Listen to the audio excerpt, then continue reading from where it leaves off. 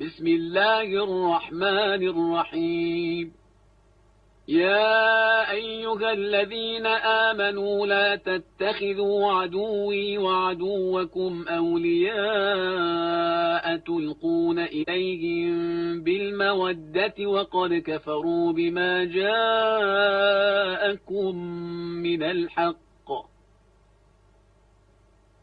يخرجون الرسول وإياكم أن تؤمنوا بالله ربكم إن كنتم خرجتم جهادا في سبيلي وابتغاء مرضاتي تسرون إليهم بالمودة وأنا أعلم بما أخفيتم وما أعلنتم ومن يفعله منكم فقد ضل سواء السبيل. إن يثقفوكم يكونوا لكم أعداء ويبسطوا إليكم أيديهم وألسنتهم بالسوء وودوا لو تكفرون. لن تنفعكم أرحامكم ولا أولادكم يوم القيامة يفصل بينكم والله بما تعملون بصير. قد كانت لكم أسوة حسنة في إبراهيم والذين معه إذ قالوا لقومهم إنا براء منكم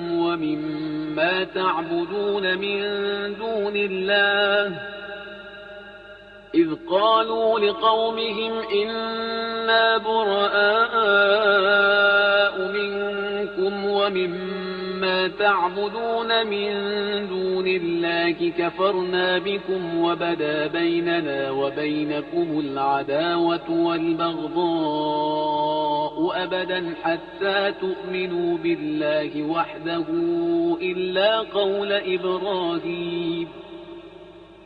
إلا قول إبراهيم لأبيه لأستغفرن لك وما أملك لك من الله من شيء ربنا عليك توكلنا وإليك أنبنا وإليك المصير.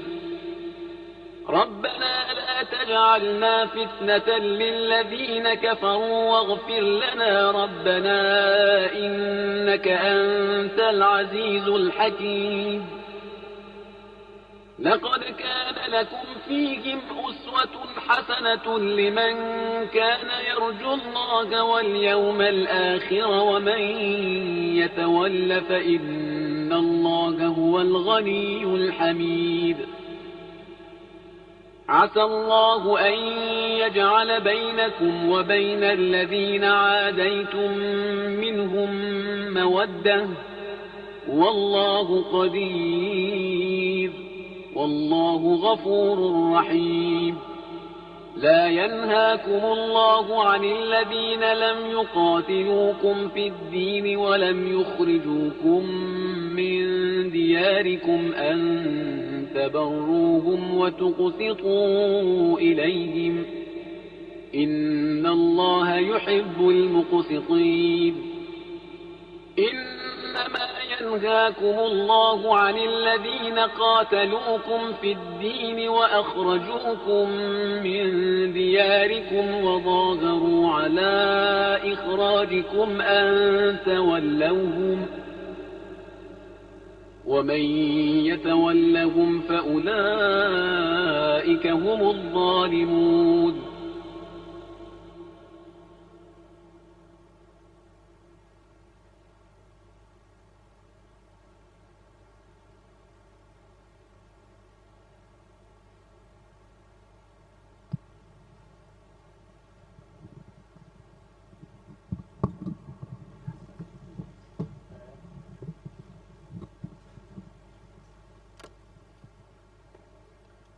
سبحان الله والحمد لله ولا إله إلا الله والله أكبر. ولا حول ولا قوة إلا بالله العلي العظيم.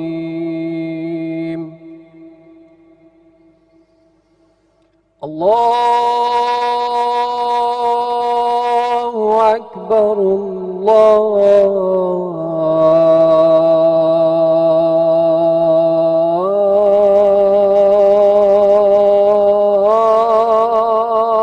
أكبر. الله أكبر.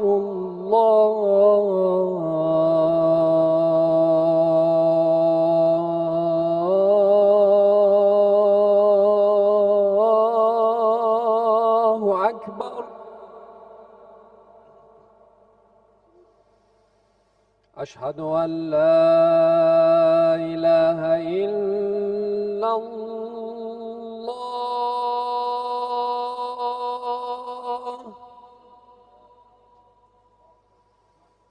أشهد أن لا إله إلا الله.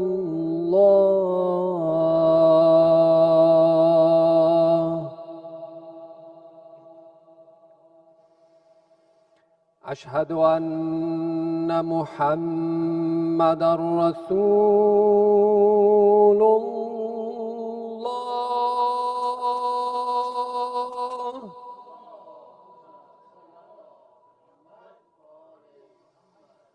أشهد أن محمدًا رسول الله.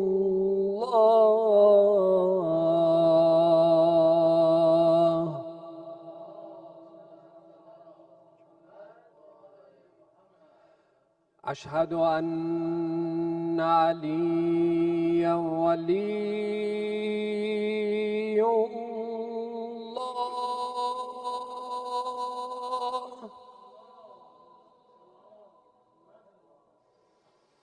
أشهد أن عليًا أمير المؤمنين حجة الله.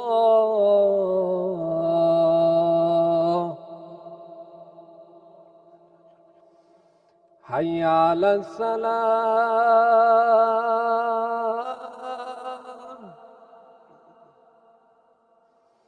حي على السلام.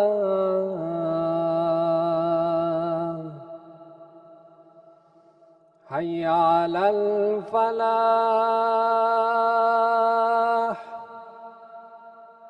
حي على الفلاح.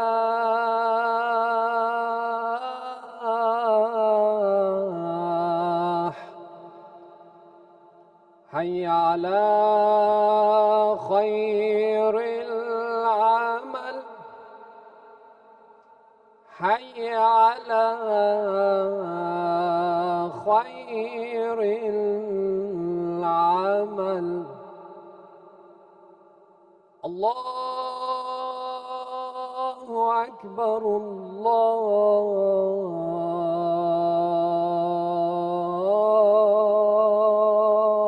الله أكبر.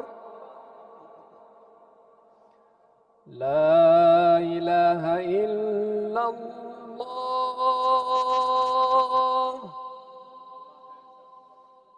لا إله إلا الله. وصلى الله على سيدنا محمد وآله وسلم.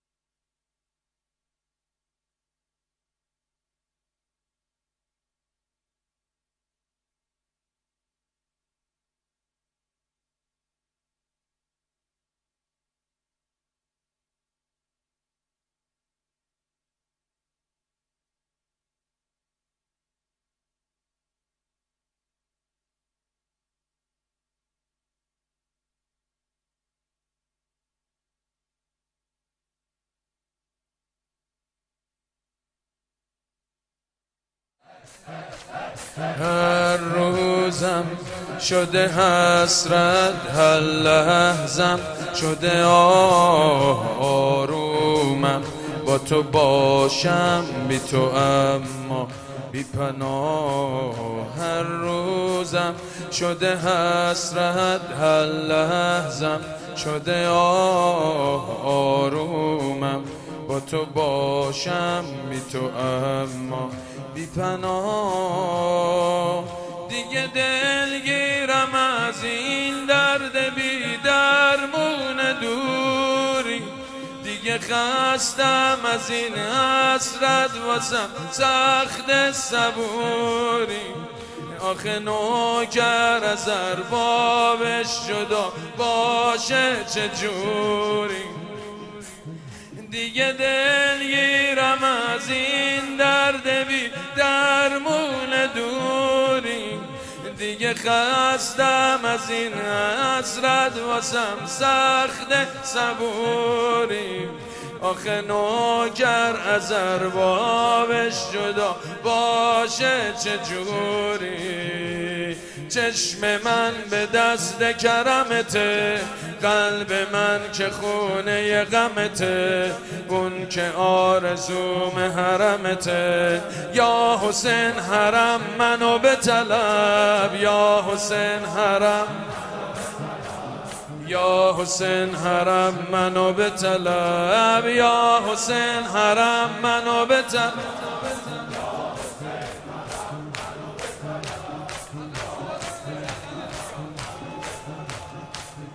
دور از تو توی این شهر میگیره نفسم، باید از همه دل کن تا به رویام برسم. دور از تو توی این شهر میگیره نفسم، باید از همه دل کن تا به رویام برسم. اگه بارون زده چشمام شده ابر بهاری، تو حواست بهم هست و هنوز هوامو داری. صلوا على محمد و آل محمد.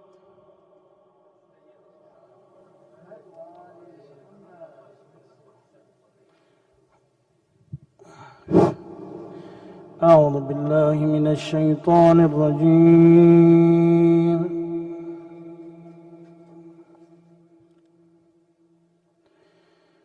بسم الله الرحمن الرحيم.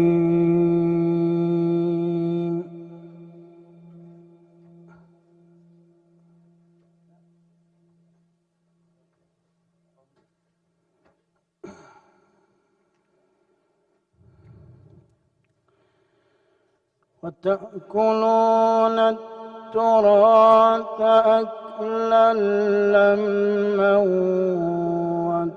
وتحبون المال حبا جما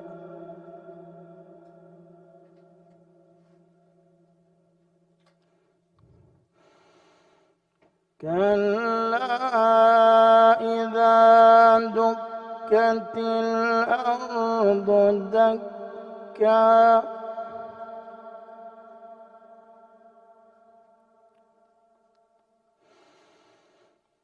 كلا إذا دكت الأرض دكا دكا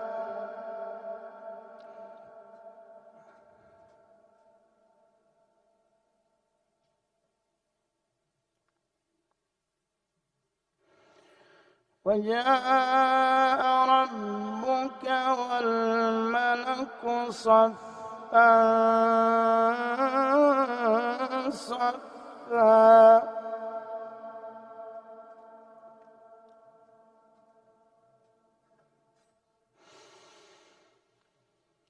وجيء يومئذ بجهنم يومئذ يتذكر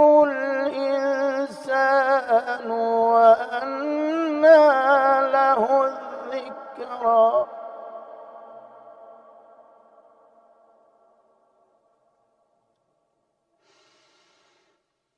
يقول يا ليتني قدمت لحياتي فيومئذ لا يعذب عذابه أحد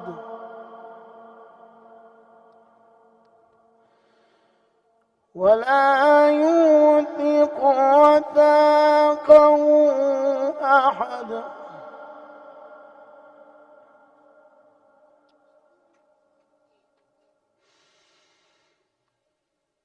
يا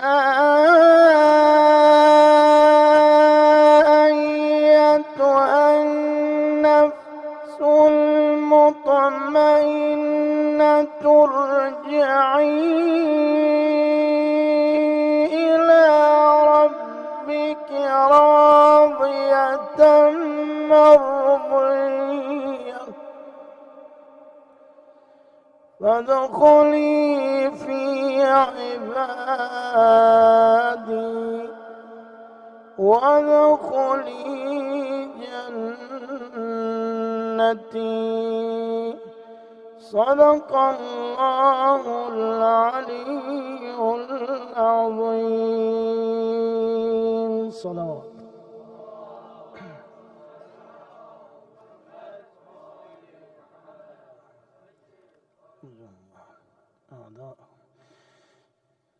بسم الله الرحمن الرحيم.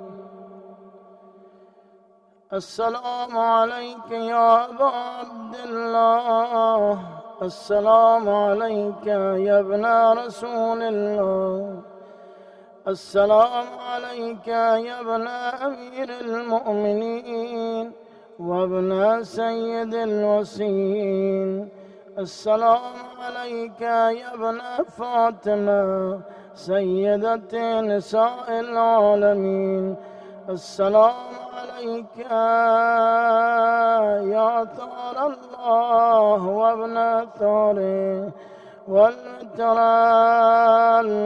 الموتور، السلام عليك وعلى الأرواح التي حلت بفنائك، عليكم مني جميعا سلام الله أبدا ما بقيت وبقي الليل والنهار. يا أبا عبد الله، يا أبا عبد الله، يا أبا عبد الله، لقد عظمت الرزية وجلد وعظمت المصيبة بك علينا وعلى جميع أهل الإسلام، وجلد وعظمت مصيبتك في السماوات على جميع أهل السماوات. ولعن الله أمة أسست أساس الظلم والجور عليكم أهل البيت، ولعن الله أمة دفعتكم عن مقامكم وأزالتكم عن مراتبكم التي رتبكم الله فيها، ولعن الله أمة قتلتكم، ولعن الله أمة قتلتكم، ولعن الله الممهدين لهم بالتمكين من قتالكم. برئت إلى الله وإليكم منهم ومن أشياعهم وأتباعهم وأوليائهم جميعا إن شاء الله. يا أبا عبد الله، يا أبا عبد الله، إني سلم لمن لمن سالمكم وحرب لمن حاربكم إلى يوم القيامة. ولعن الله آل زياد وآل مروان ولعن الله بني أمية قاتبا ولعن الله ابن مرجانا ولعن الله عمر بن سعد ولعن الله شمرا ولعن الله أمتان أسرجت والجماد وتنقبت لقتالك بأبي أنت وأمي. لقد عظم مصابي بك فأسأل الله الذي أكرم مقامك وأكرمني بك أن يرزقني طلب ثارك مع إمام منصور من أهل بيت محمد صلى الله عليه وآله. اللهم اجعلني عندك وجيها بالحسين عليه السلام في الدنيا والآخرة. ليل الجمعة يا أبا عبد الله يا أبا عبد الله إني أتقرب إلى الله وإلى رسوله وإلى أمير المؤمنين وإلى فاطمة وإلى الحسن وإليك بموالاتك وبالبراءة ممن أسس أساس ذلك وبنى عليه بنيانا وجرى في ظلمه وجوره عليكم وعلى أشياعكم. برئت إلى الله وإليكم منهم وأتقرب إلى الله ثم إليكم بموالاتكم وموالاة وليكم وبالبراءة من أعدائكم والناصبين لكم الحال وبالبراءة من أشيائهم وأتباعهم جميعا إن شاء الله. إني سلم لمن صالمكم وحرب لمن حاربكم وولي لمن والاكم وعدو لمن عاداكم. فأسأل الله الذي أكرمني بمعرفتكم ومعرفة أوليائكم ورزقني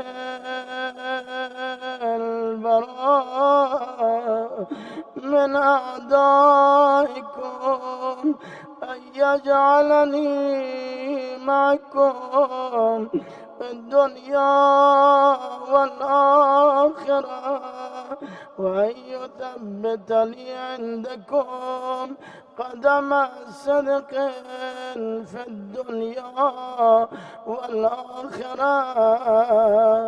وأسأله أن يبلغني المقام المحمود لكم عند الله وأن يرزقني طلب الثري مع إمام مهدي هدى ظاهر ناطق بالحق منكم وأسأل الله بحقكم وبالشأن الذي لكم عنده أن يعطيني بمصابي بكم أفضل ما يعطي مصابا بمصيبته مصيبة ما أعظمها وأعظم رزيته في الإسلام وفي جميع السماوات والأرض. اللهم اجعلني في مقامي هذا ممن تناله من صلوات ورحمة ومغفرة. اللهم اجعل محياي محيا جميعا إن شاء الله. اللهم اجعل محياي محيا محمد وآل محمد ومماتي ممات محمد وآل محمد. اللهم اجعل محياي محيا محمد وآل محمد ومماتي ممات محمد وآل محمد. اللهم إن هذا يوم تبركت فيه بنو أمية وابن عاكنة الأكباد اللعين ابن اللعين على لسانك ولسان نبيك صلى الله عليه وآله في كل موطن وموقف وقف فيه نبيك صلى الله عليه وآله. اللهم لعن أبا سفيان ومعاوية ويزيد بن معاوية عليهم منك اللعنة أبد العابدين. وهذا يوم فرحت به آل زياد وآل مروان بقتلهم الحسين صلوات الله عليه. اللهم فضاعف عليهم اللعنة منك والعذاب الأليم. اللهم إني أتقرب إليك في هذا اليوم وفي موقفي هذا وأيام حياتي بالبراءة منهم واللعنة عليهم وبالموالاة لنبيك وآل نبيك عليه وعليهم السلام. اللهم لعن أول ظالم جميعا إن شاء الله. اللهم لعن أول ظالم ظلم حق محمد وآل محمد وآخر تابع له على ذلك. اللهم لعن الإصابة التي جاهدت الحسين وشايعت وبايعت وتابعت على قتله. اللهم لعنهم جميعا 100 مرة. السلام عليك جميعا إن شاء الله. السلام عليك يا أبا عبد الله وعلى الأرواح التي حلت بفنائك. عليك مني سلام الله أبدا ما بقيت وبقي الليل والنهار، ولا جعله الله آخر العهد مني لزيارتكم. السلام على الحسين وعلى علي بن الحسين وعلى أولاد الحسين وعلى أصحاب الحسين 100 مرة. اللهم خص أنت أول ظالم باللعن مني، وابدأ به أولا ثم الثانية والثالثة والرابعة. اللهم لعن يزيد خامسا، ولعن عبيد الله بن زياد وابن مرجان وعمر بن سعد وشمران وآل أبي سفيان وآل زياد وآل مروان إلى يوم القيامة. اللهم لك الحمد حمد الشاكرين لك. الحمد لله الحمد لله الحمد لله. اللهم لك الحمد حمد الشاكرين لك على مصابهم. الحمد لله على عظيم رزيته. اللهم ارزقني شفاعة الحسين يوم الورود، وثبت لي قدم صدق عندك مع الحسين وأصحاب الحسين الذين بذلوا وجههم دون الحسين عليه السلام.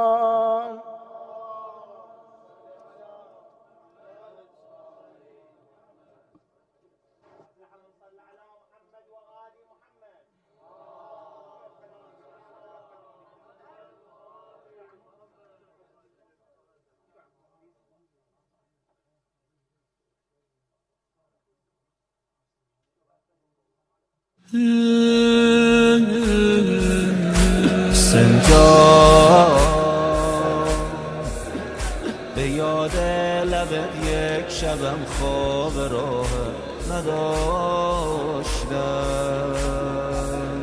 کنار تن بی سرت کاسه آب گذاشتم. واویلا. بسم الله الرحمن الرحيم.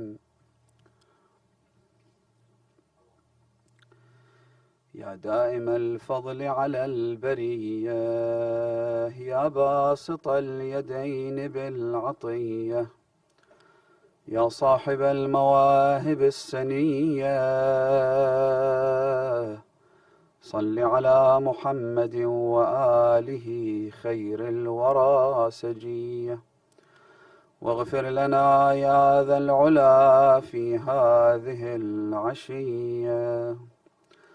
اللهم كن لوليك الحجة ابن الحسن صلواتك عليه وعلى آبائه في هذه الساعة وفي كل ساعة، وليا وحافظا وقائدا وناصرا ودليلا وعينا، حتى تسكنه أرضك طوعا وتمتعه فيها طويلا برحمتك يا أرحم الراحمين. For the hastening of the reappearance of the Master, the Savior, the Avenger, Al-Hujjat ibn al-Hasan al-Askari, recite aloud salawat ala Muhammad wa ali Muhammad.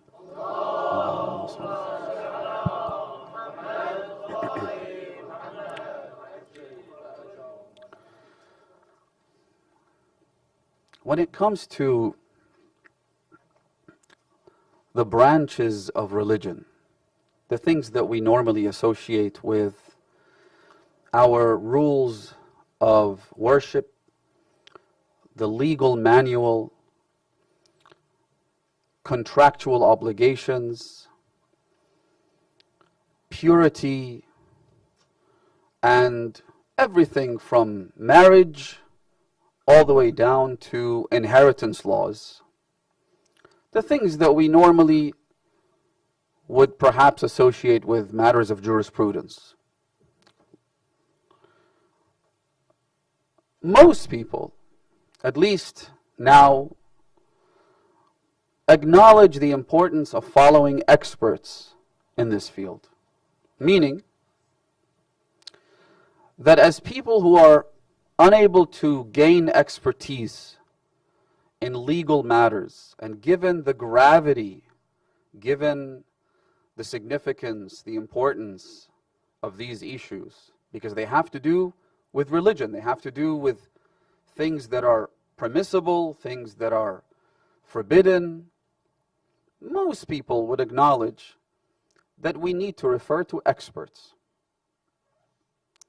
We have been provided with guidelines as to how to identify those experts. For instance, the famous tradition of the 11th Imam, as reported in his famous tafsir, and other scholars such as Al-Hurr al-Amili in his Wasa'il al-Shi'a. This famous tradition in which the Imam outlines the basic fundamental features required for these experts to become sources of emulation. وَأَمَّا مَنْ كَانَ مِنَ الْفُقَهَاءِ صَائِنًا لِنَفْسِهِ حَافِظًا لِدِينِهِ مُخَالِفًا عَلَى هَوَاهِ مُطِيعًا لِأَمْرِ مَوْلَاهِ فَلِلْعَوَامِ أَنْ يُقَلِّدُوهُ. As for those jurists, listen carefully to what the Imam is telling us here. He says, as for those jurists, min al-fuqaha, who have these features within them. Number one, صَائِنًا لِنَفْسِهِ. He guards himself, meaning he is disciplined, does not commit acts of sin. He is in full control of his desires and faculties. Then the Imam, in order to further emphasize this, elaborates more. صَائِنًا لِنَفْسِهِ. But also, he is حَافِظًا لِدِينِهِ. Religion, his faith, the value system that he abides by is protected at all costs. حَافِظًا. He protects his religion. What else? مُخَالِفًا عَلَى هَوَاهِ. The rule in his life is that he acts in a way that runs contrary to his desires. That is the rule by which he lives. مُخَالِفًا عَلَى هَوَاهِ مُطِيعًا لِأَمْرِ مَوْلَاهِ. And he is obedient towards his master. He recognizes and acknowledges his masters, and he obeys them unconditionally. The Imam then says, if a person who is a jurist ticks all of these boxes, فَلِلْعَوَامِ أَنْ يُقَلِّدُوهُ. The masses are allowed and permitted to emulate this person.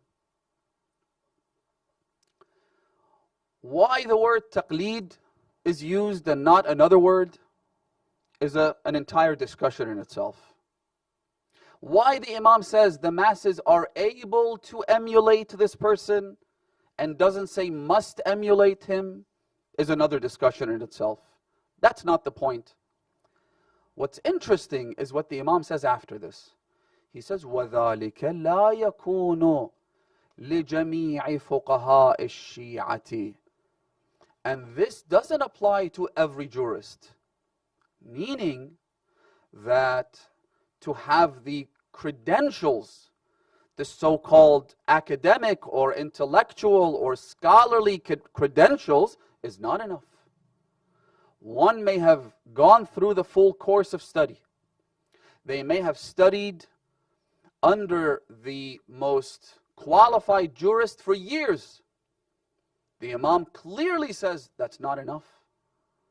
Because remember, we're not just talking about scholarly credentials. We're talking about matters that have to do with the individual's spirituality and devotion. It has to do with his obedience towards his masters. It has to do with piety. It has to do with akhlaq. So, while the scholarly credentials are an absolutely necessary baseline, but that is not enough. The Imam says this doesn't apply to all of the jurists of the Shia. We're not even talking about others. We're speaking strictly about the followers of the Ahlul Bayt, whose beliefs, whose aqa'id have been verified. And yet, the Imam says that's not enough. Because this only applies لِبَعْضِ فُقَهَاءِ الشِّيعَةِ لَا كُلِّهِمْ. Not all of them are able to satisfy all of these conditions. And so because of that, you end up with disagreements. You end up with discord. You end up with qualified scholars who are pious, who do practice self-discipline, who are illustrious in terms of their scholarly credentials, and yet, because we ultimately live in a time where access to our divine leaders is, for the most part, unavailable, we end up with conjecture playing a part in the process of extrapolation, the process of ijtihad. Which is why scholars are very clear. They even state at the very beginning of their legal manuals, they say that following the rules contained in this manual, مُبْرِئَةٌ لِلذِّمَّةِ إِنشَاءَ. This shall absolve you of your religious duty, God willing. Meaning that we can never say for a fact that everything contained in the legal manual of every scholar to be the truth, the whole truth, and nothing but the truth. We can't say that because ultimately we find ourselves at times, yes, there are things in Islam that are absolutely unequivocal, they're very clear. The obligation to pray, no one has any disagreement about that. The obligation to fast in the holy month of Ramadan. The obligation to perform Hajj. All of these things they're a done deal in the sense that no one will dispute these. These are considered essential core components of the religion. And if someone decides to deny these essential core components, what happens? This person becomes munkir al-daruriyat. And there are people like that. You'd be surprised and you'd be shocked. But as we progress further away from the time of the Imams and into this area of darkness and confusion, you're going to find more and more people who deny the most obvious of all facts. And we're seeing this right now. The obligation to perform hijab. You'd think that that's undeniable, but it's not. You'll end up with people who will easily and conveniently deny these most obvious components of the faith. Things that have been accepted for centuries. They have been verified by scholars unanimously. Even other schools of thought and sects and denominations agree. Yet, because the person follows a contrarian attitude, because he wants to be known, and he realizes that he won't stand out if he simply followed the mainstream and followed what is accepted among the scholars, they have to come up with something that is strange and weird and twisted and bizarre and absurd. That's the only way they can get any attention. And so you'll find more and more people doing this. Read my lips, it'll happen more and more often. Hijab is not wajib, because according to some new made-up framework that they've created, which number one gets them the attention and the views that they so desperately seek, and number two, it validates the lifestyle of the people who follow them. It appeases the masses. They're crowd pleasers by their very essence. And so knowing that there is a growing corpus, a growing group of people out there who don't feel comfortable with hijab, who don't want to wear the hijab, but feel uncomfortable with the fact that if they don't wear the hijab, they know that they're committing a sin. So they will seek out someone who will give them that religious seal of approval. They will look for someone who validates their lifestyle and tells them that you are religiously absolved of all of your commitments. You're not doing anything wrong. In fact, you are more pious than others. And so, given the market dynamics of supply and demand, surely we're going to end up with more and more people who try to fill this gap, this void, this market demand. Which is why the Imam stresses this. حافظا لدينه صائنا لنفسه مخالفا لهواه. The Imam basically says the same thing 3 times, and then eventually says, if that is the case, then you can follow that person. Because this has become a form of kryptonite. It's become a form of red mercury. You're going to end up with less and less individuals who tick all of these boxes. But again, as I said, for the most part, people acknowledge that they need to follow individuals who do satisfy all of those conditions, which is great. And if I told you that there is someone out there who doesn't have a source of emulation, doesn't have a marja', your natural instinctive response is going to be, but is this person a practicing Muslim or a non-practicing Muslim? If he or she is non-practicing, well, that's easy to understand.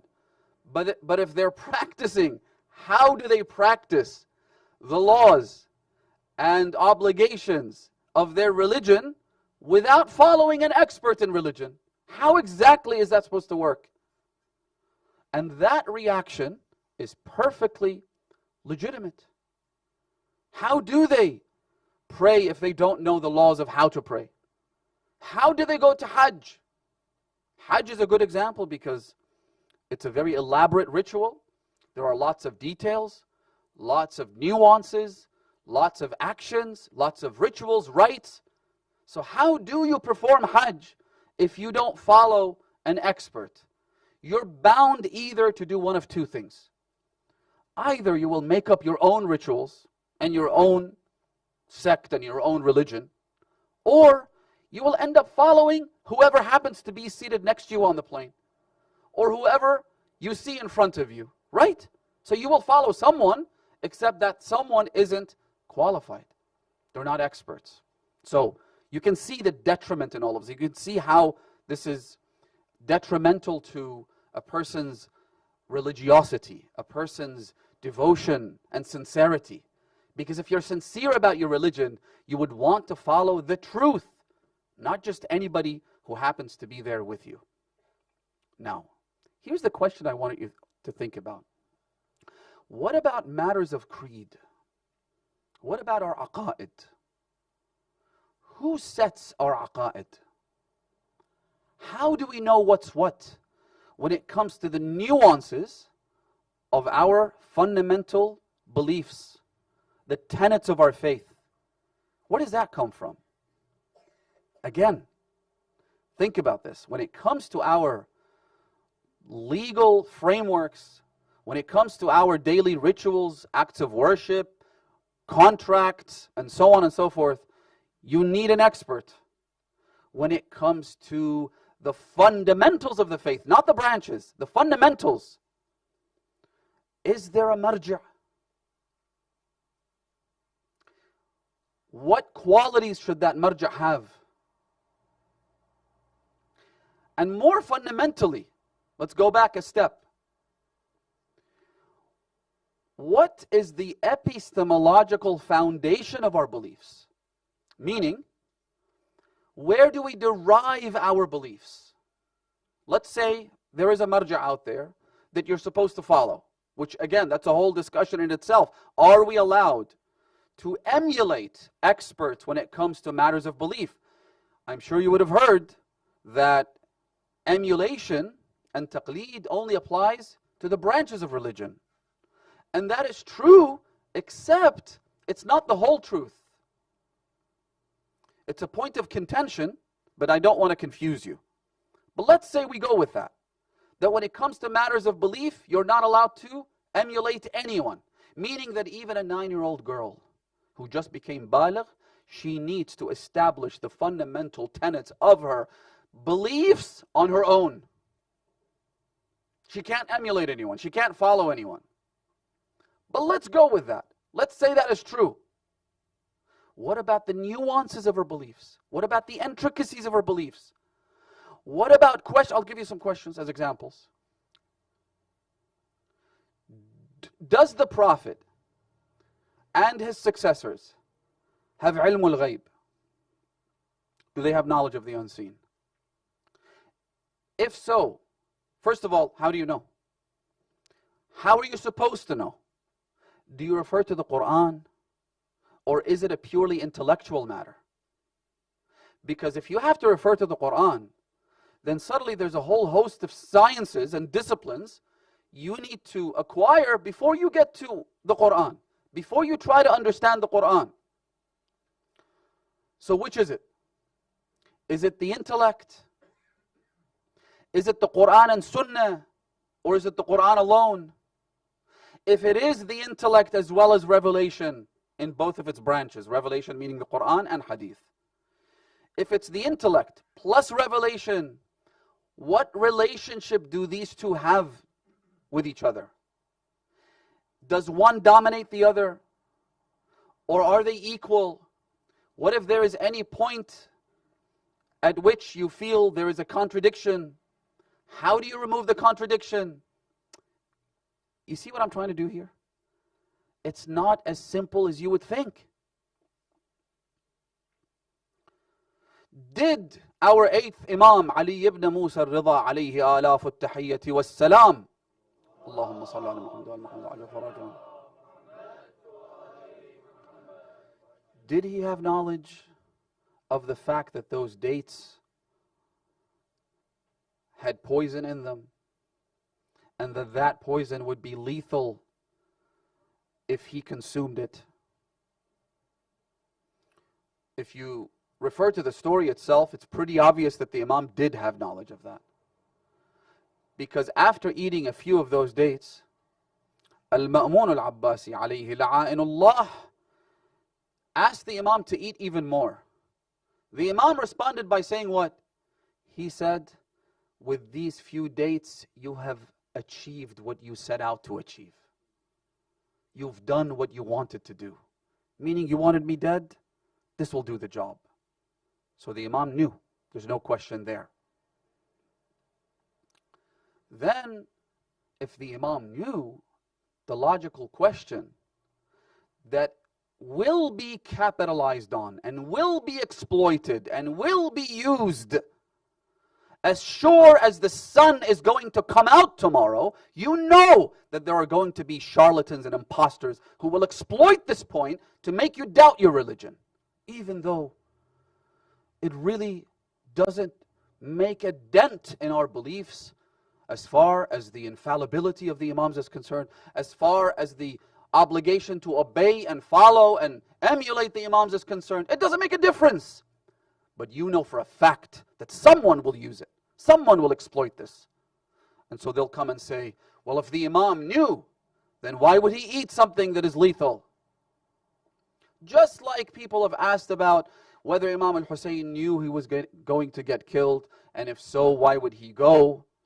Is that considered a form of self-harm? Is that a form of suicide? Right? If he knew, then why would he eat it? And if he didn't know, and this is the main point they want to get to, if he didn't know, then why do you claim that the Imams have knowledge of the unseen? That your divinely inspired and appointed leaders have ilmul ghaib. Surely the Imam wouldn't do something that is detrimental to his health. Surely he wouldn't do something knowing that it would kill him.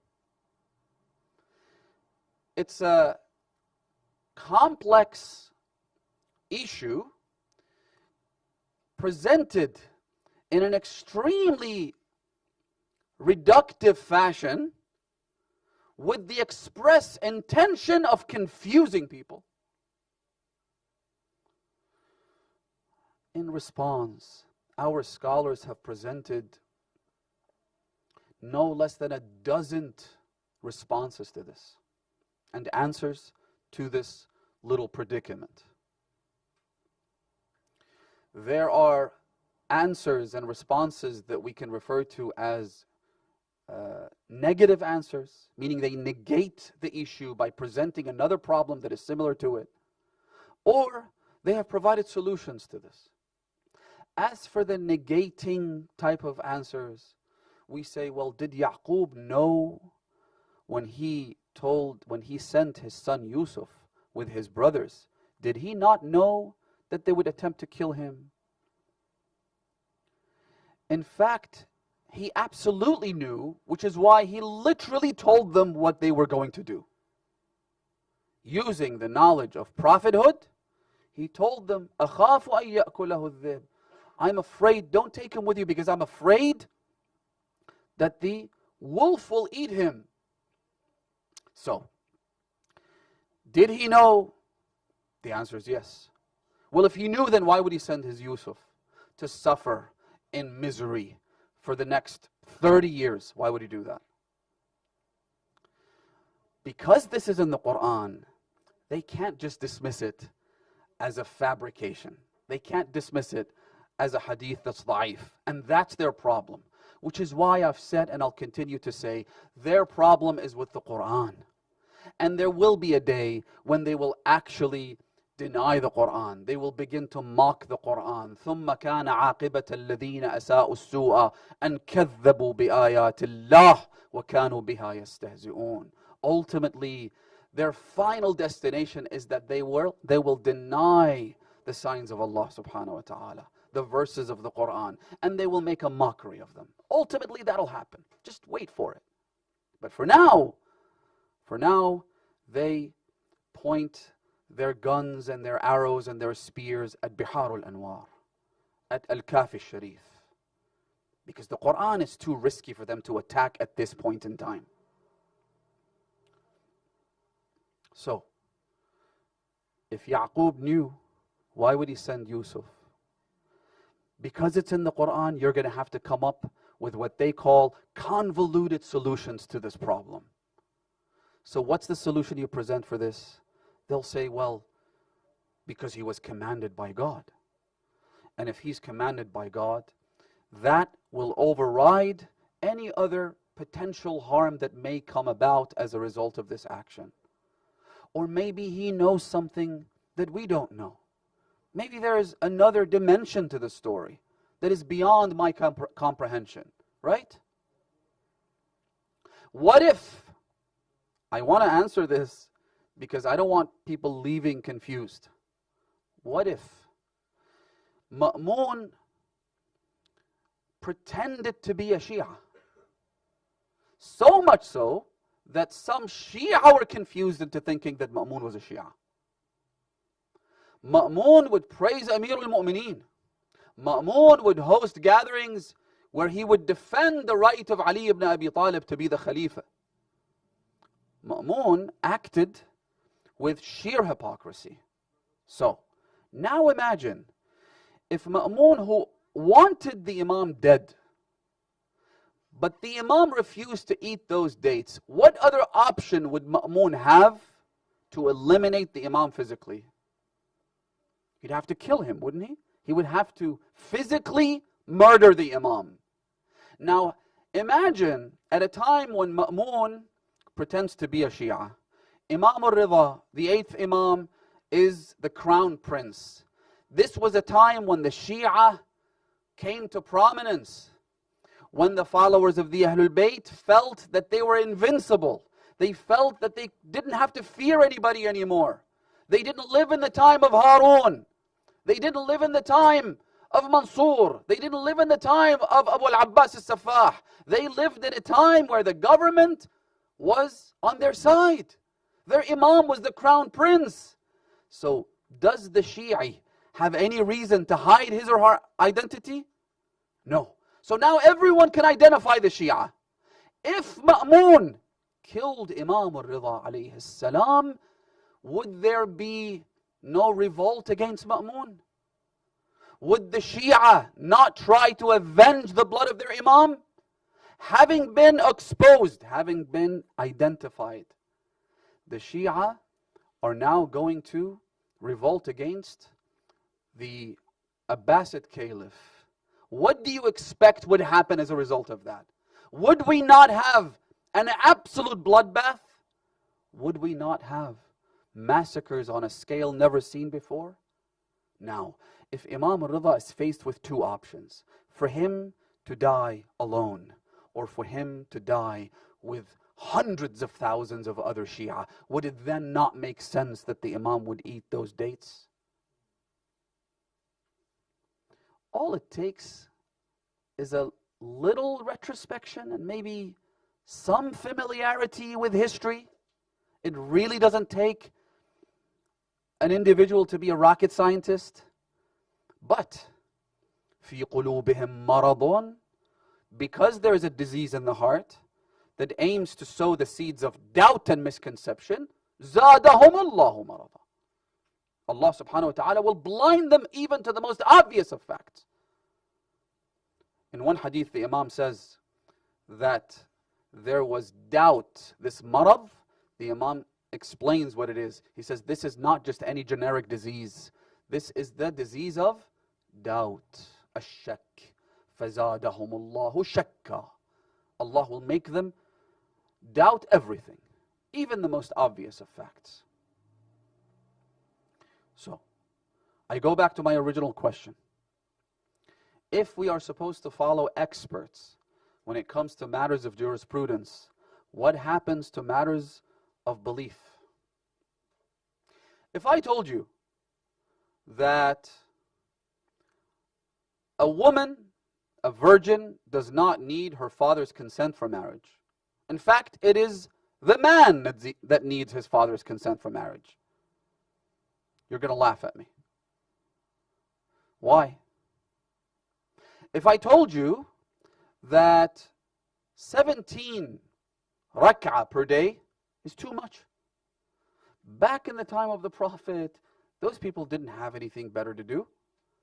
They were herding goats and camels, and so the Prophet said, you know what, let's try and make your time a little bit more productive. So I'll have you spend a sizable amount, a sizable chunk of your day in prayer and worship, 17 rak'ah per day. And in my opinion, 17 rak'at is too much. We're living in an advanced age. We're leading busy lives. And so 17 is too much. How about I give you a discount and it's 7 from now on? You're going to laugh. Why are you laughing right now? It's my opinion. I have the appearance of a scholar, at least. I've got the turban, I've got the beard. I may even use the vernacular.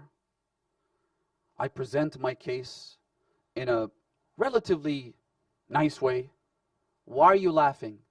Subconsciously, what you're saying is, who are you to tell us what's haram, what's halal, what's wajib, what's haram? What you're telling me is, with all due respect, you are not an expert, right? Because fiqh has its people. Jurisprudence has its experts. So who are you? And you'd be right. Why then is it that when it comes to matters of belief, any clown can express their views and we take their word for it. Why? Even our esteemed maraja, they don't claim to be experts on matters of belief in addition to jurisprudence. Just like any other field, just like medicine, a doctor who specializes in brain surgery will not claim to be a specialist in heart surgery, even though they both deal with the anatomy of a human being, and they're both surgeries, and the doctors are surgeons. When it comes to religious matters, to be an expert in jurisprudence does not automatically mean that you're an expert in the tenets of the faith. It's as simple as that. It requires further study and research. When it comes to our jurisprudence, our scholars spend no less than 15 years acquiring the knowledge. And that's if they happen to be extremely talented and gifted and astute. 15 years of non-stop hard labor to acquire the knowledge. Then a further 15 years of teaching the knowledge and passing it down to others, and in the process honing their skills. Part of what a teacher of Dars al-Kharij does is hone his skills. Because by presenting it to your students, who also do their research and conduct their own investigations, they will challenge you. The beauty of Dars al-Kharij is this: the students will challenge the teacher, and the teacher, in most cases, will have the answers to their questions, but oftentimes he might acknowledge and come out and say, I stand corrected. So 15 years of acquiring the knowledge, another 15 years to teach it, that's 30 years. That's a whole generation. That's how long it takes for a faqih to become faqih. Why is it then that when it comes to our matters of belief, suddenly anybody... I have said this before and I'll say it again, my very dear brothers and sisters. Do not take your religion from me or anybody like me. In fact, don't even take your religion from books. Who says that I could just open Al-Kafi Sharif and make my own extrapolations and my own deductions? Who said that? One hadith says, listen to this. One hadith says, have you heard of Zurara ibn A'yan? Right. Most of the hadith in which Imam al-Baqir or Imam al-Sadiq is the source, Zurara happens to be in the chain of transmission. He happens to be the one who heard that hadith from the Imam. True or not true? Right. We have one hadith that says, رحم الله زرارة ابن أعين لولاه لندرست أحاديث أبي. Our sixth Imam says that may Allah bless Zurara, had it not been for him, the traditions and teachings of my father would have been exterminated. They would have been destroyed. In another hadith, the Imam says, لعن الله زرارة لعن الله زرارة لعن الله زرارة. Address this little problem. Just because I'm able to read and I know Arabic alphabets doesn't mean that I could just pick up any book and claim to be an expert. Again, no one is saying you shouldn't read the ahadith of the Ahlul Bayt. I, more than many, would advocate for people to read from the sources and go back to primary books. The issue isn't that. The issue is that even within the hadith corpus, as the Imams themselves have told us, we have muhkam, we have mutashabih, we have aam, we have khas. We have ahadith that require other ahadith to make sense. We have hadith that are allegorical. We have ahadith that are definitive. It's an entire science of how to read the ahadith and reconcile between them. And I'm not even talking about authentication. authentication and rijal is a whole beast in itself. But I'm talking about ahadith that have been authenticated, ahadith that have been accepted, and yet they are contradictory. How do you reconcile between them? It's a whole science.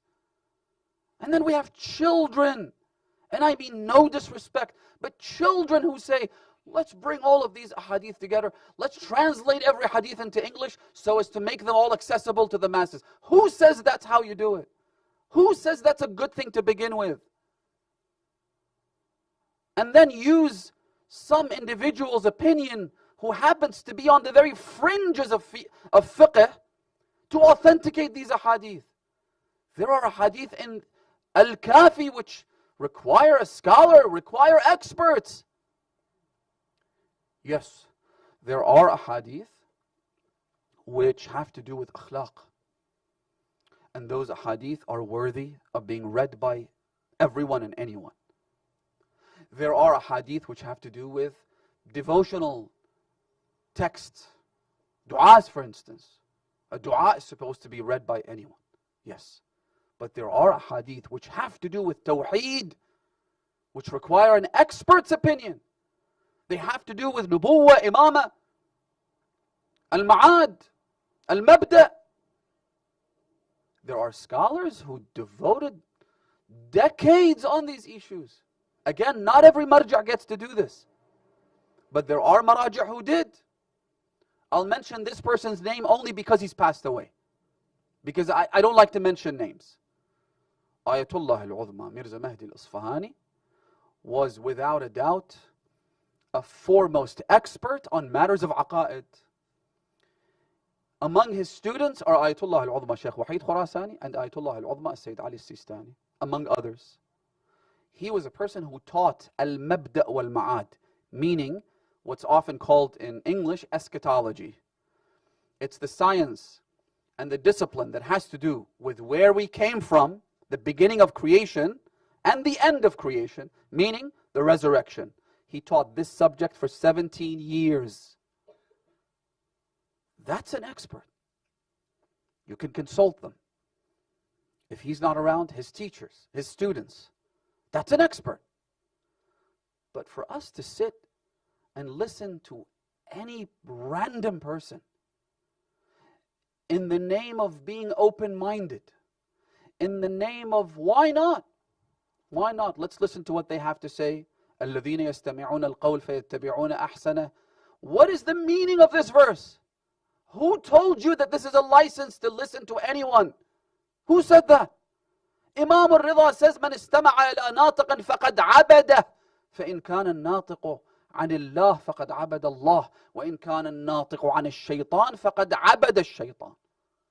If you listen to someone who speaks on behalf of the devil, you have worshipped the devil. But what about the fact that we as Shia are so confident about our faith that we could just listen to anyone and not be afraid? Who said that? That woke Tupac kind of mentality just doesn't work. The question we should ask ourselves is this: what does our religion say? What do our divinely appointed leaders say? If we have to follow them when it comes to the branches of religion, what do you think? Do you not think that they would have some advice and teaching when it comes to the pillar of our faith? Of course they would.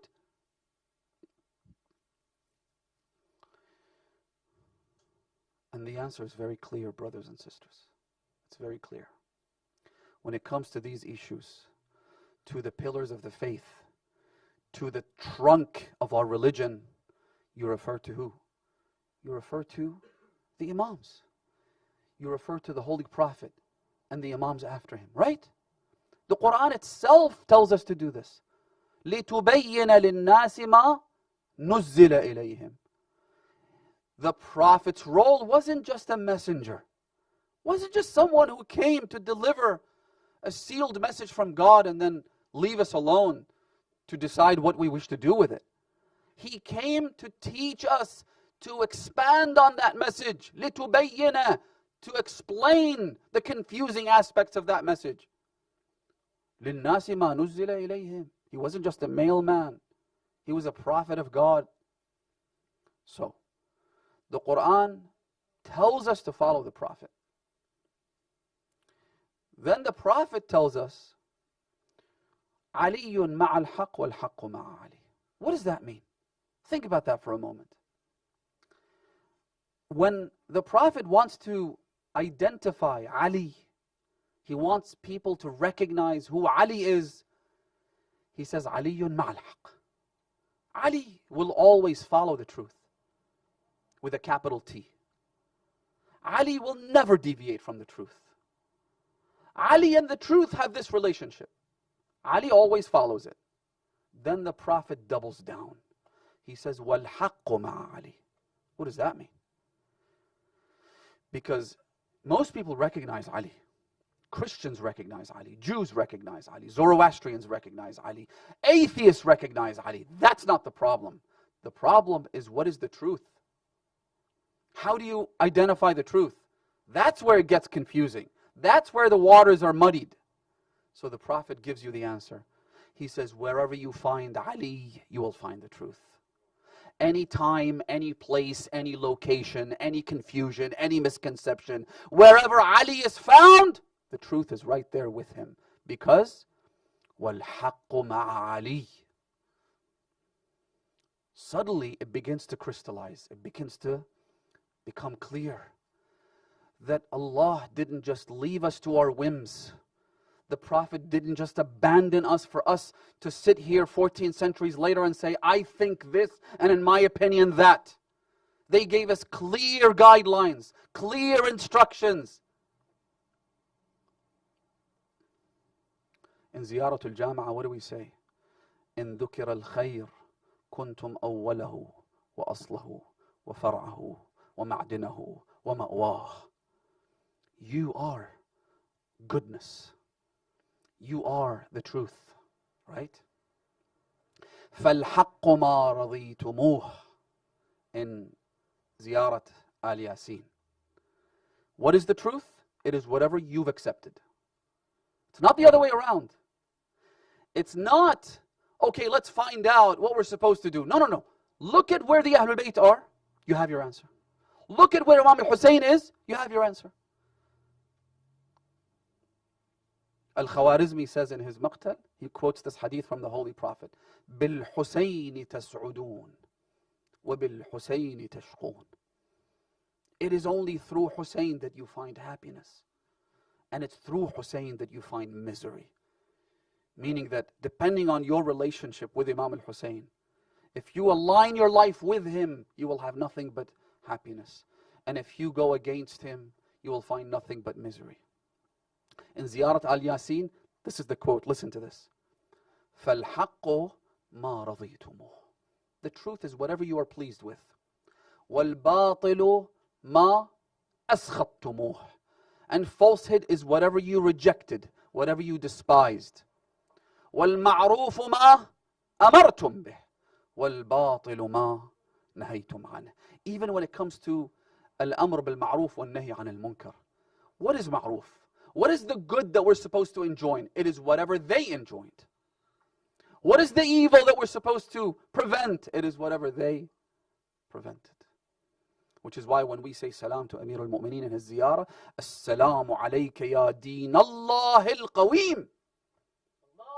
Allahumma salli ala Muhammad.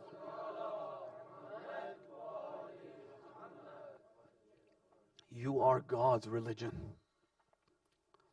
كلمة لا إله إلا الله حصني فمن دخل حصني أمن من عذابي بشرطها وأنا من شروطها. They are the path to Allah subhanahu wa ta'ala. End of discussion. There's really no need for you to waste your time listening to charlatans and imposters who try to confuse you on these matters. Just ask, what would Al-Baqir say? What would As-Sadiq say? What would Al-Ridha say? What would Al-Jawad say? The Imams of the Ahlul Bayt, what did they say? Look at,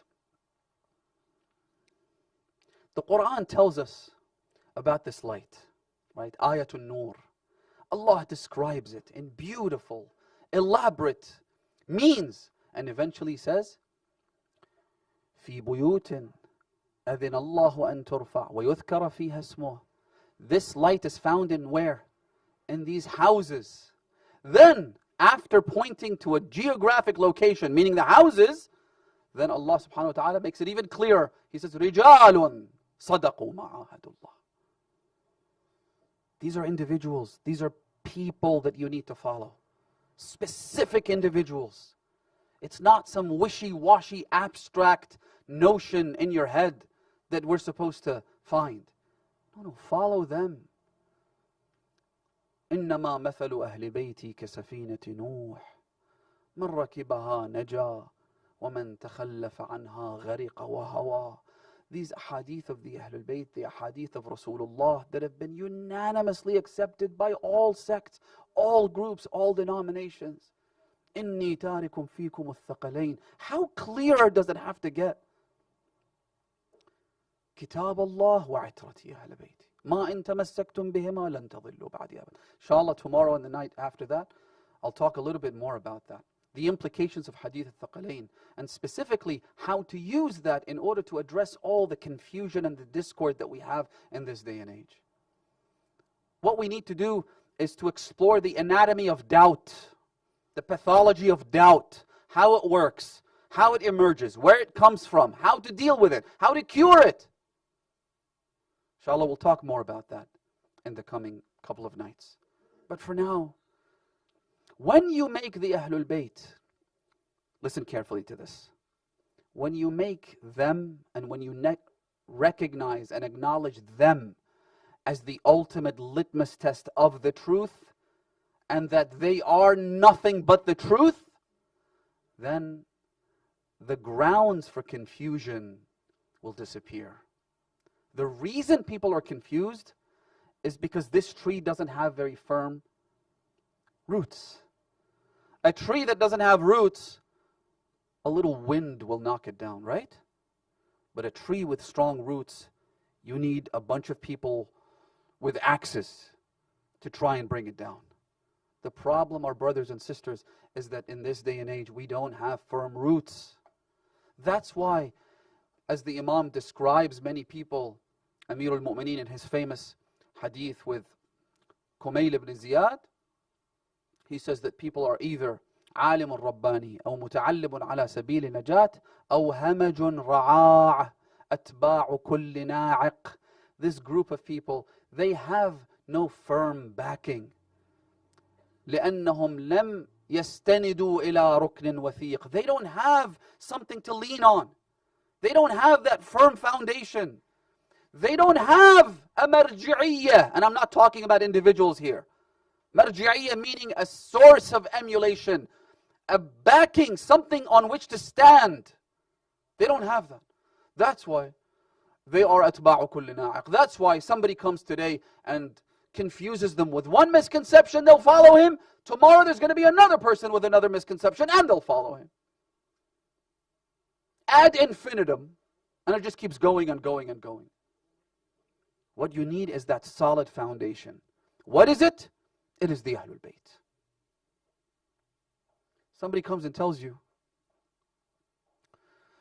if you see someone being oppressed, should you support them at any cost or not?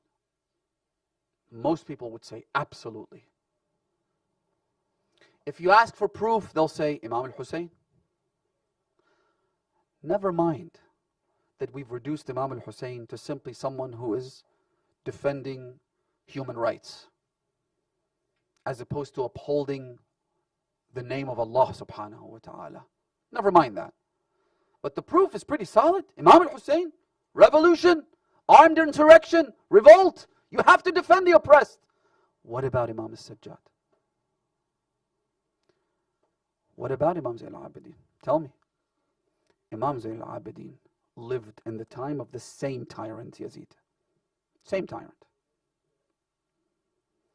Then he lived in the time of tyrants, one more diabolical than the other. I don't want to get into that. 6 of them.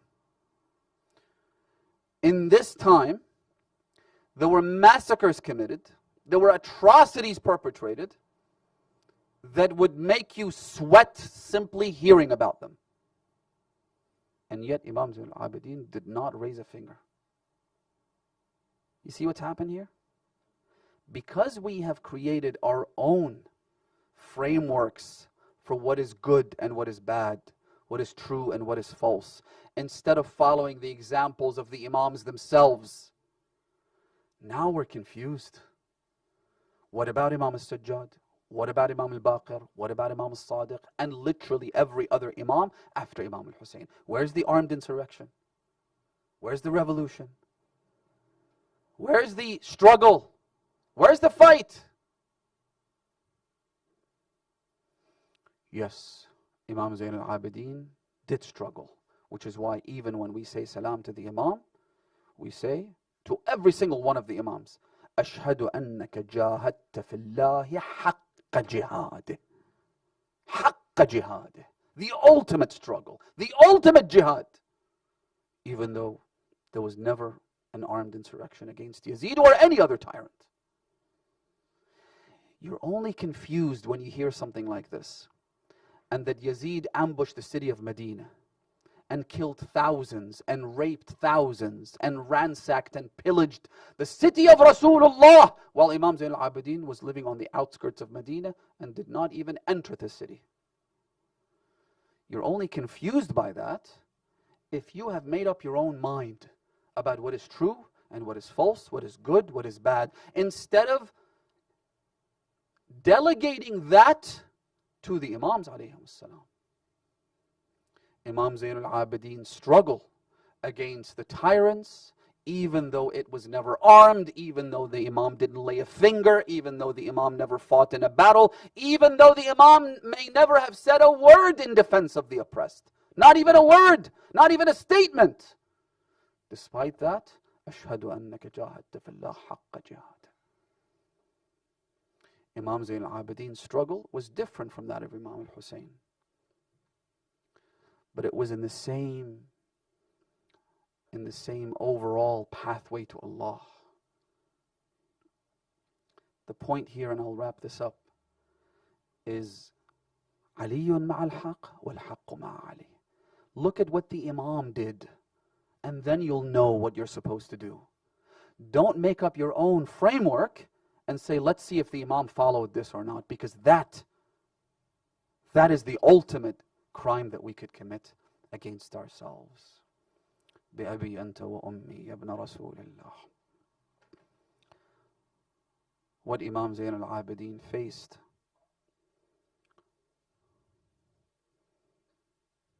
was more painful than if he had been killed on the day of Ashura.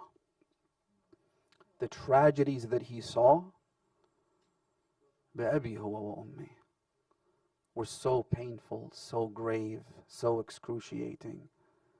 The Imam himself wished that he were dead and not have to witness all of these atrocities. What they did to his father, Aba Abdullah, what they did to his brothers, what they did to his uncle, what they did to the women. When he was asked, what was the gravest of tragedies for you, the Imam said, Ash-Sham, Ash-Sham, Ash-Sham. On the third day, after the killing of Aba Abdullah, the women of Bani Asad go to get some water from the Euphrates. Then the men who were back in the village, they noticed the women running towards them saying, come, you should see what we have just seen. They said, while we were trying to fetch water from the river, we saw a battered body with no arms. We saw an arrow planted deep in his eye. We saw that his head was broken with an iron pole. Come, we think this is where the massacre happened. This is the reason the last 3 days the sky has been raining blood. This is the land on which Hussein and his family were massacred. How dare you sit under your roofs when Hussein's body is lying on the sand? The men of Bani Asad rushed to Karbala, to the site of the massacre of Ashura. When they arrived there, they had come in order to bury the bodies, but how could they bury bodies they cannot even recognize? They were left perplexed and confused. What do we do with all of these bodies?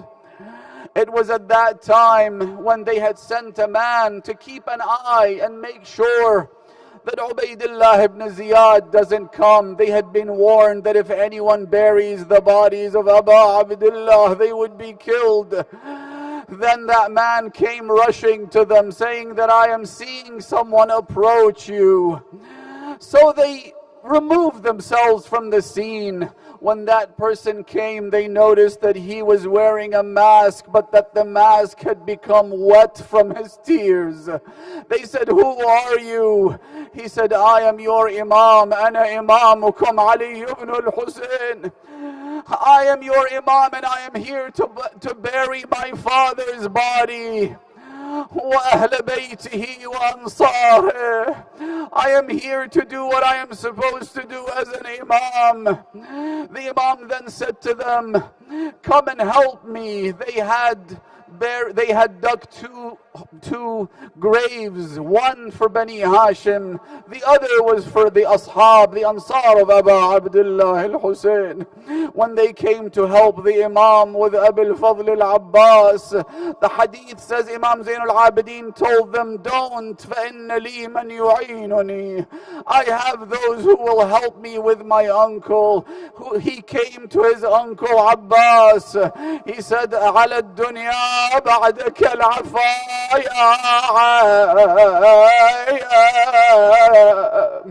Oh uncle, this world is not living anymore after you.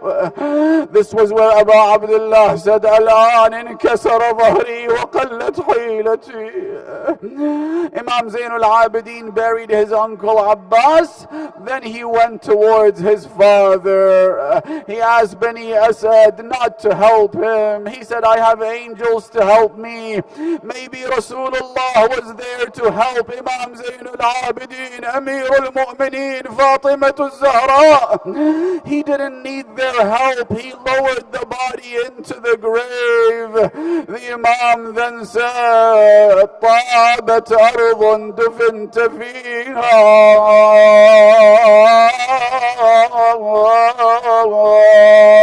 أما حزني فسرمد وليلي فمسهد. They saw the Imam then pick something up from the ground, a small object. He removed the dust off of it, then he kissed it and placed it on his eye. They said that we looked closer and it was the finger of Abu Abdullah. أجرك الله يا صاحب الأمر والزمان. كانت سبابة الحسين. When the Imam was ready to bury Abu Abdullah, he then placed his ear on the throat of his father. He heard something from Abu Abdullah al-Husayn, reminding him to do one more thing. The Imam then got up and he carried the body of Ali al-Asghar. He brought it to his father. لا تدفن الطفل إلا عند والدي فإنه لا يطيق اليتم في الصغر. He placed Ali al-Asghar on the chest of Abu Abdullah, their throats touching each other. Aywa waylah wa Husayna. Imam Zain al-Abidin then came out after the burial.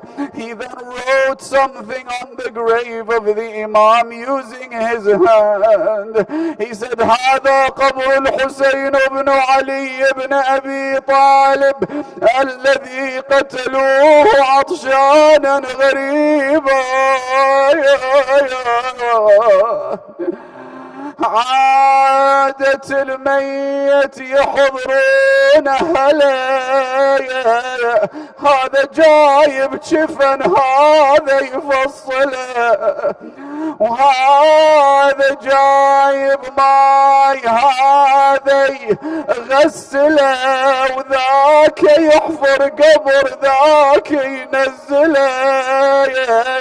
هاي عادل ما جروها بكربلاء، ظل 3 أيام عاري بالفلا. لا حول ولا قوة إلا بالله العلي العظيم. إنا لله وإنا إليه راجعون. وسيعلم الذين ظلموا أي منقلب ينقلبون، والعاقبة للمتقين.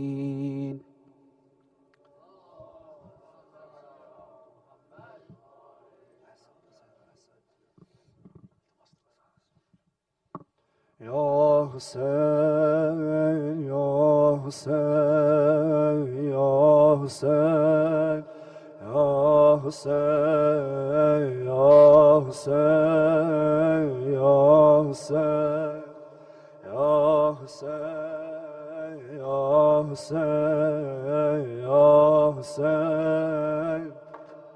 With your voices inshallah. يا حسين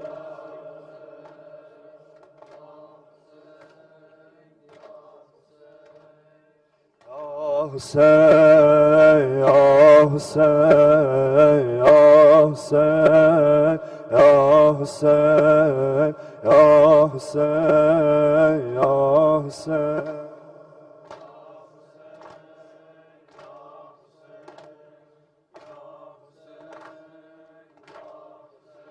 Flying from Karbala to Najaf is Jibreel. Flying from Karbala to Najaf is Jibreel. Oh Murtaza Ali, your Hussein is now a shaheed. Together inshallah brothers, you're going a bit faster than I want. Inshallah, with the voices, we say to Abu Abdullah, we say what is happening in Najaf. Flying from Karbala, raise your hands and say with me. Flying from Karbala to Najaf is Jibreel. Flying from Karbala to Najaf is Jibreel. Oh Murtaza Ali, your Hussein is now a shaheed.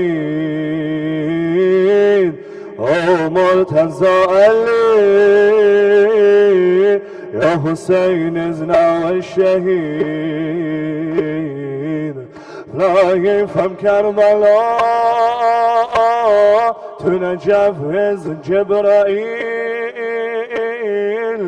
Flying from Karbala to Najaf is Jibreel. Oh Murtaza Ali, your Hussein is now a shaheed. Al-Haim Gof Nuhu al-Hussein. Al-Haim Gof Nuhu al-Hussein. نور عز الحسين والسلام على الحسين. يا حسين يا حسين يا حسين يا حسين. Oh, the one whose puppet was the streets of the city of Sham.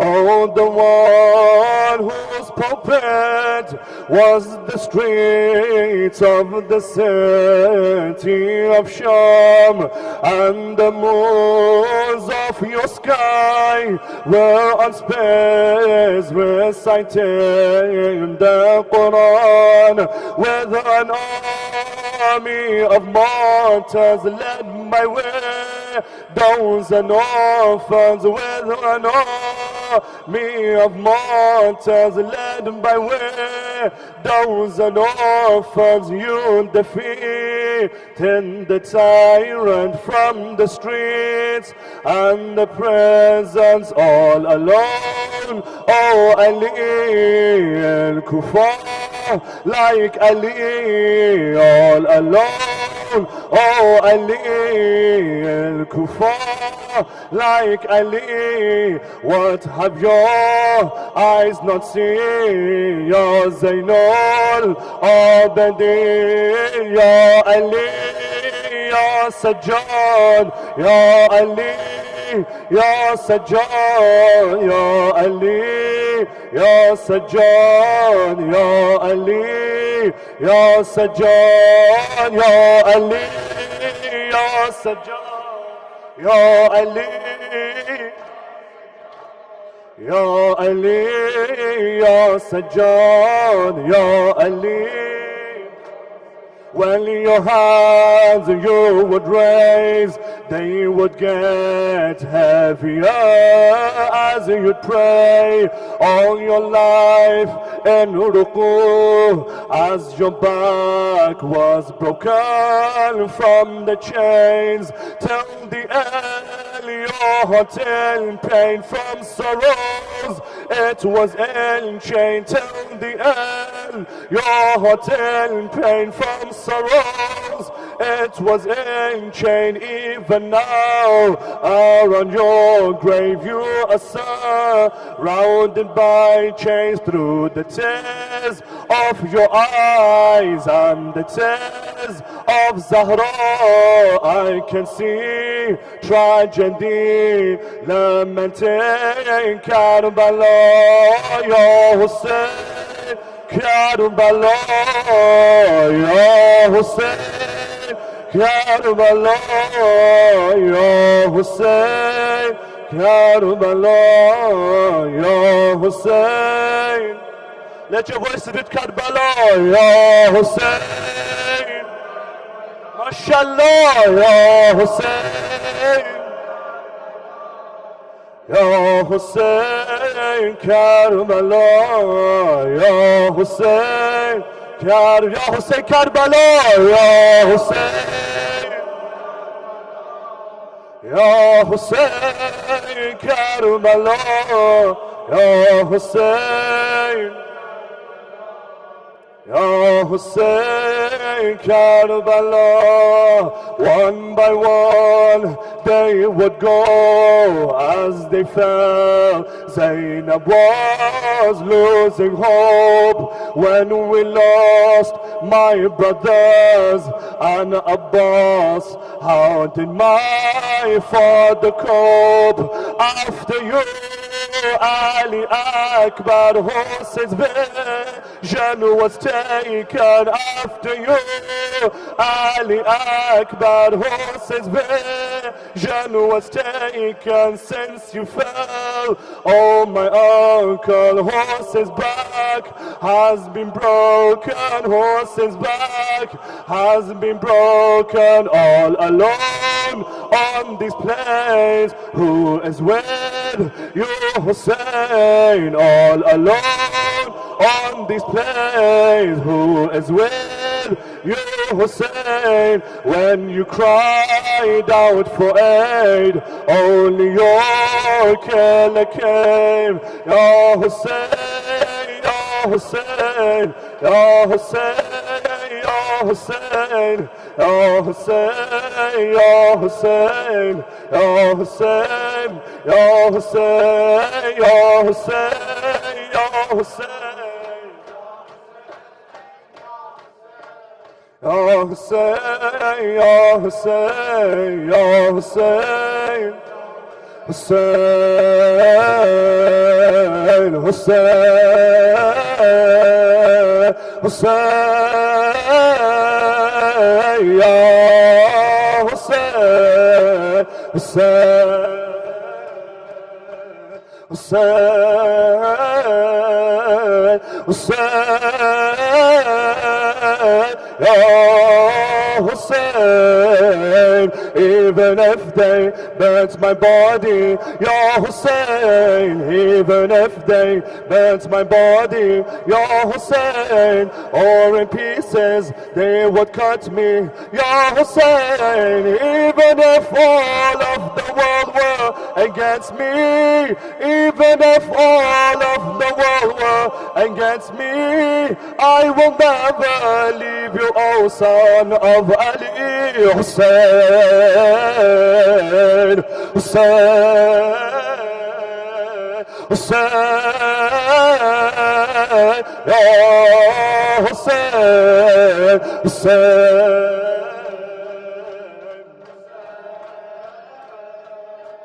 Hussein, Ya Hussein, all of my life calling your name, oh Hussein, all of my life calling your name, oh Hussein, I beat my chest for the love of you, Hussein, so when I die upon my shroud write this name, so when I die upon my shroud write this name, I'm a servant and my master is Hussein, Hussein, Hussein, Hussein, oh Hussein, Hussein, Hussein, Hussein, oh Hussein. What is there for those who don't love you, Hussein? What is there for those who don't love you, Hussein? There is no love like the love of you, Hussein. If they ask me about heaven, what's the way? If they ask me about heaven, what's the way? I say go to Karbala and find Hussein, Hussein, Hussein, Hussein, oh Hussein, Hussein,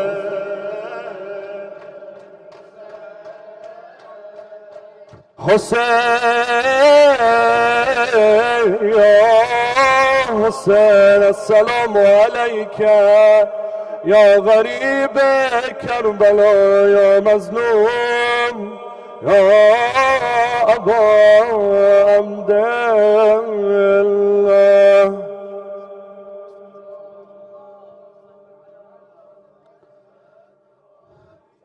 اللهم بحق فاطمة وأبيها وبعلها وبنيها والسر المستودع فيها عجل اللهم فرج إمام زماننا يا الله يا الله يا الله يا الله يا الله يا الله يا الله يا الله يا الله. اللهم اجعلنا من أصحابه وأعوانه ومقوية سلطانه. اللهم عجل لوليك الفرج والعافية والنصر. اللهم ارزقنا في الدنيا زيارة الحسين وفي الآخرة شفاعة الحسين. اللهم تقبل أعمالنا، اللهم اغفر ذنوبنا، اللهم كفر عن سيئاتنا، اللهم ارحم موتانا إلى موتى المؤمنين والمؤمنات ومن مضى من هذا الجمع، نهدي لهم ثواب سورة المباركة الفاتحة مع الصلوات.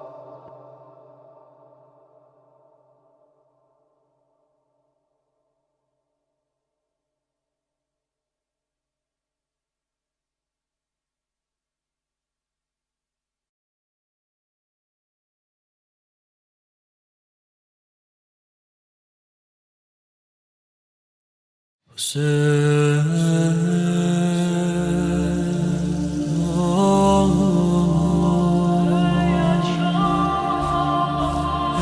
غریب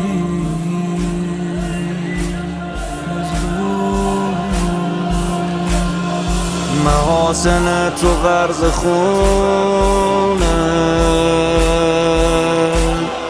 چجوری کشتنت بمونه. میگن امام رضا بیدونه، آب ندادنت بمونه. روزه پیرنت بمونه، غارت شد تنت بمونه. میخون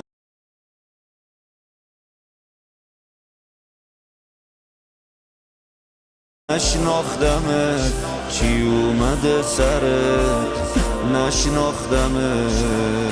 بلا وصل ولا کفر، مظلوم من، مظلوم من، مظلوم من. بلا وصل بلا کفر، مظلوم من، مظلوم من، مظلوم من. آخرش انگشتر رو بردن، تنو گذاشتن سر رو بردن، سر علی اکبر رو بردن. کتک زدن رقیه جانو، ببین نگاه نگرانو. خدا نبخش ساربانو. کشیده کربلا نشناختمت، بی سر و بی ردا نشناختمت. به زیر نیزه ها نشناختمت. بلا غسل ولا کفر، مظلوم من، مظلوم من، مظلوم من. بلا غسل بلا کفر، مظلوم من، مظلوم من، مظلوم من. جنگو به خیمه کشوندن، خیمه زینب و سوزوندن.